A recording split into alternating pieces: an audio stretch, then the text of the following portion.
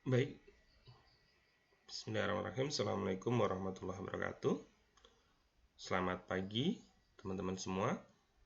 Hari ini kita akan mempelajari bagaimana membuat tinjauan pustaka yang baik. Saya yakin teman-teman semua ketika menulis karya tulis ilmiah, tentunya di dalamnya ada tinjauan pustaka yang harus dicantumkan di dalamnya. Oleh sebab itu, hari ini kita akan mempelajari bagaimana sih membuat tinjauan pustaka yang baik. Silahkan disimak video ini sampai akhir dan jangan lupa untuk di-subscribe agar kalian memperoleh materi-materi terbaru dalam perkuliahan. Hal yang perlu kita pelajari hari ini mengenai tinjauan pustaka yaitu mengenal tinjauan pustaka, kemudian kegiatan apa saja dalam tinjauan pustaka, dan yang terakhir adalah sumber literatur untuk membuat tinjauan pustaka. Mengenal tinjauan pustaka, teman-teman semua tentunya sudah tidak asing lagi ya dengan tinjauan pustaka. Namun perlu di-refresh kembali apa saja sih sebenarnya tinjauan pustaka dan sebenarnya tinjauan pustaka yang benar itu seperti apa. Istilah tinjauan pustaka seringkali kita kenal selain tinjauan pustaka adalah kajian pustaka, kajian teori, kerangka teori, telah pustaka, maupun literatur review. Ini adalah istilah-istilah yang sering digunakan dalam penulisan karya ilmiah. Apa saja isi dari tinjauan pustaka itu? Jadi, isi dari tinjauan pustaka itu adalah konsep dan teori yang berkaitan dengan penelitian. Jadi, apa judul penelitian yang sudah teman-teman tulis itu di tinjauan pustaka berisi tentang konsep dan teori yang berkaitan dengan penelitian yang akan dilakukan oleh teman-teman semua. Nah, tinjauan pustaka ini tidak sama dengan daftar definisi. Jadi, seringkali saya menemukan tinjauan pustaka yang sudah disusun oleh mahasiswa itu hanya terdiri dari daftar definisi. Misalnya, variabelnya adalah belajar dan pembelajaran misalnya. Nah, di dalam tinjauan pustaka itu banyak sekali pengertian-pengertiannya saja, bahkan kurang dari konsep dan teori yang berkaitan dengan belajar dan pembelajaran itu sendiri. Jadi lebih banyak pengertian belajar bla bla bla bla, kemudian pengertian pembelajaran bla bla, bahkan banyak sekali kutipan yang berasal dari KBBI. Jadi pengertian bahkan hanya seolah-olah itu copy kemudian dipaste di dalam tinjauan pustaka itu. Yang perlu diingatkan kembali bahwa tinjauan pustaka itu tidak sama dengan daftar definisi. Tetapi tinjauan pustaka itu merupakan konsep dan teori yang berkaitan dengan penelitian yang akan dilakukan oleh teman-teman. Jadi variabelnya apa, itulah konsep dan teori yang harus dirujuk dan dituliskan di dalam tinjauan pustaka. Tidak hanya sampai di sana bahwa daftar pustaka itu atau tinjauan pustaka itu tidak sama dengan daftar definisi, tetapi tinjauan pustaka itu juga harus memberikan argumentasi kritis. Jadi konsep dan teori yang sudah teman-teman ambil dari mungkin beberapa literatur itu tidak hanya copy kemudian dipaste dituliskan di dalam tinjauan pustaka kalian, tapi juga harus diberikan argumentasi kritis. Jadi setelah di copy kemudian dipindahkan ke proposal kalian, itu dibaca kemudian diberikan argumentasi kritisnya seperti apa. Jadi tidak hanya tumpukan-tumpukan teori orang atau tumpukan-tumpukan teori ahli, tapi harus diargumentasikan menurut bahasa kita itu seperti apa, maknanya seperti apa.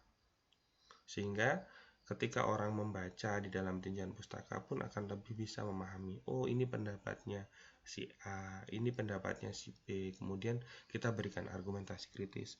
Berdasarkan pendapat si A dan si B, makna dari variabel ini adalah bla bla bla bla dan seterusnya. Sehingga di dalam tinjauan pustaka itu teori orang atau teori para ahli itu akan berbicara sesuai dengan argumentasi kritis yang kita berikan. Saya ulangi kembali bahwa tinjauan pustaka itu tidak sama dengan daftar definisi. Itu perlu diingat teman-teman semua. Kemudian, kegiatan dalam membuat tinjauan pustaka yang pertama adalah membaca referensi. Jadi referensi itu kan banyak sekali ya, bisa secara online, bisa secara offline, bisa dari buku, dan sekarang ini banyak sekali tersedia dari media online, dan karya ilmiah juga seringkali teman-teman itu hanya mengambil dari media online, kurang bagaimana mengakses dari media offline-nya. Sehingga dalam membuat tinjauan pustaka, teman-teman, langkah yang pertama adalah harus membaca referensi. Jangan asal copy pindahkan. Kemudian yang kedua adalah memahami apa yang dibaca.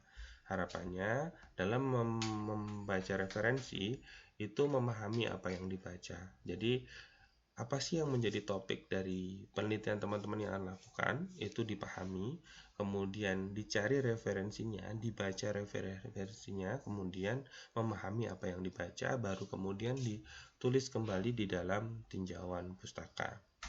Selanjutnya, yaitu menuliskan kembali pemahaman yang telah didapat itu dengan bahasa sendiri. Ya, tadi jadi ketika sudah membaca dari beberapa pendapat, dari beberapa teori, kemudian kita memahami apa yang kita baca, kita menuliskan kembali pemahaman yang telah dapat itu dengan bahasa sendiri. Kemudian setelah kita menuliskan dengan bahasa kita sendiri, hal itu perlu kita lakukan. Kenapa? Itu juga mengurangi tingkat plagiasi di dalam proposal yang kita tulis atau plagiasi di dalam tinjauan pustaka yang kita tulis. Seringkali teman-teman itu hanya mengcopy kemudian mempasti. Nah, itu akan membuat tingkat plagiasi ketika diuji Turnitin itu sangat tinggi, karena salah satu syarat untuk bisa melaksanakan seminar proposal ataupun munakosah itu harus memenuhi tingkat plagiasi tertentu. Sehingga dalam mengatasi itu salah satunya adalah dengan melakukan kegiatan ini, sehingga angka plagiasinya akan menurun. Jadi tidak copy paste tapi membaca referensi, kemudian memahami apa yang telah teman-teman baca itu, kemudian menuliskan kembali pemahaman yang telah didapat itu dengan bahasa sendiri. Selain itu, kita juga memberikan argumentasi kritis berdasarkan bukti empirik dan pendapat dari ahli, ilmuwan, ataupun penulis lain, sehingga tinjauan pustaka yang kita tulis itu akan lebih menguatkan topik ataupun judul dari penelitian kita. Kemudian keahlian apa sih yang dibutuhkan dalam melakukan review? Tuh, review artinya kita melihat beberapa tinjauan pustaka untuk bisa kita ambil sebagai dasar ataupun sebagai konsep ataupun teori yang kita butuhkan. Dalam melakukan review, hal yang perlu dilakukan adalah membaca berulang dan membuat matriks dari bacaan tersebut. Sangat disarankan untuk memudahkan mendapat pemahaman. Jadi dalam membaca referensi, sebaiknya kita membuat metrik apa sih ide pokok ataupun sesuai dengan variabel kita, sehingga itu memudahkan pemahaman kita. Alur pemikirannya akan memudahkan kita untuk bisa memahami.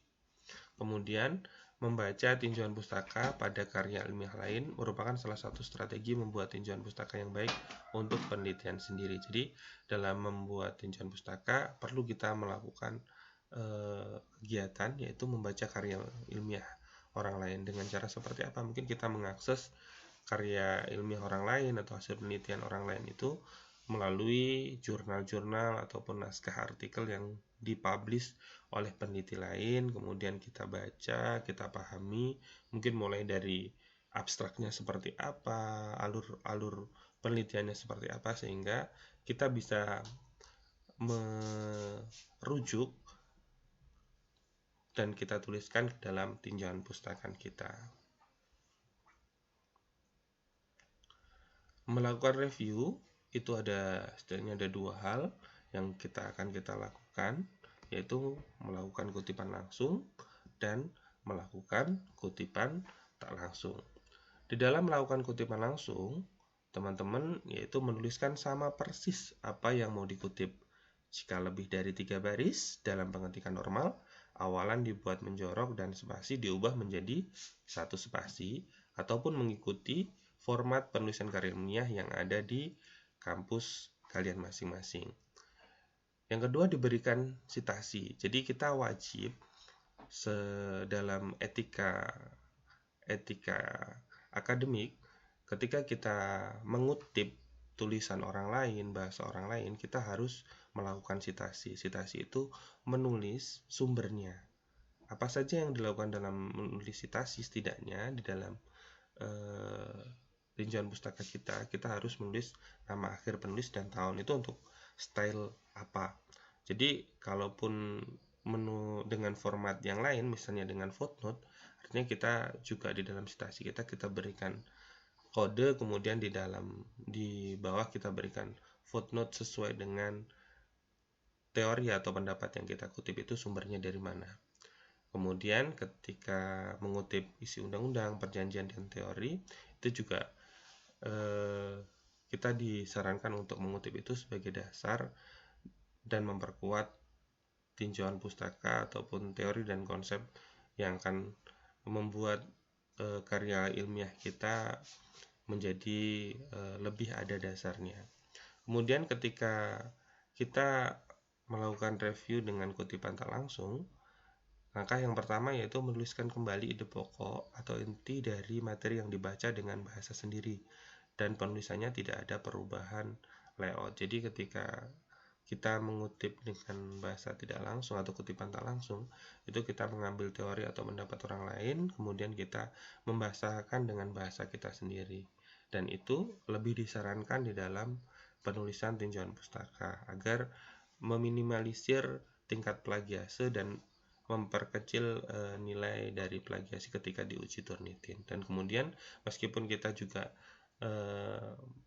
mengubah bahasanya dengan bahasa kita sendiri, tetapi dalam etika akademik kita juga harus memberikan sumber atau menulis sumber dari mana bahasa itu kita peroleh. Seperti itu. Selanjutnya, sumber literatur untuk tinjauan pustaka itu dari mana saja. Jadi sumber literatur itu dapat dipertanggungjawabkan baik secara cetak maupun secara online, karena saat ini sudah banyak sekali sumber literatur yang diperoleh dari online, namun kita juga harus melihat sumbernya itu dapat dipertanggungjawabkan atau tidak. Jadi ketika dari online, kita juga harus memperhatikan sumbernya itu dari mana. Sebaiknya memang ketika dari online itu dari jurnal-jurnal yang mungkin lebih yang bisa dipertanggungjawabkan, misalnya dari Google Scholar ataupun dari Scopus ataupun dari sumber-sumber yang lain yang jelas bisa dapat dipertanggungjawabkan dan sesuai dengan kajian penelitian yang akan kita lakukan. Misalnya kita juga bisa mengambilnya dari abstrak naskah artikel yang sudah dipublikasi. Nah, itu bisa digunakan sebagai sumber literatur yang mungkin itu sebagai kajian atau hasil penelitian terbarukan, sehingga itu bisa memperkuat dari penelitian yang akan kita lakukan. Demikian yang bisa disampaikan mengenai tinjauan pustaka, dan mudah-mudahan teman-teman semua bisa memahami, dan mudah-mudahan video yang singkat ini bisa bermanfaat.